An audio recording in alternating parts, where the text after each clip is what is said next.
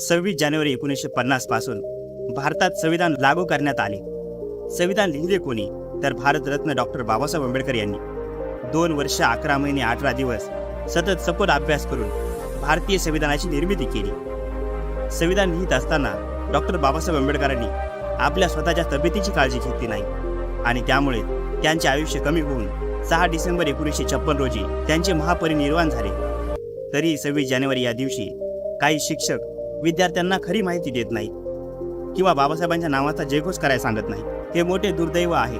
26 जानेवारी 1950 पासून भारत देश प्रजासत्ताक झाला, म्हणजेच डॉक्टर बाबासाहेब आंबेडकरांनी भारतातील प्रत्येक नागरिकाला मत देण्याचा अधिकार देऊन त्या मताच्या आधारेच प्रजेची सत्ता निर्माण केली। स्वातंत्र्यापूर्वी भारतात राजा हा राणीच्या पोटातून जन्म घेत असे, परंतु प्रजासत्ताक दिनापासून राजा हा राणीच्या पोटातून नव्हे तर मताच्या पेटीतून जन्म घेऊ लागला। एवढ्या मोठ्या परिवर्तनाच्या जनकाचे आपण 26 जानेवारी या दिवशी जयघोष करीत नाही, ही खेदजनक गोष्ट आहे। परिवर्तनवादी जबाबदार शिक्षकाने अधिकाऱ्यांनी पुढे येऊन 26 जानेवारीला राष्ट्रध्वजाखाली डॉक्टर बाबासाहेब आंबेडकरांची प्रतिमा ठेवूनच ध्वजारोहण करावे, ही नम्र विनंती।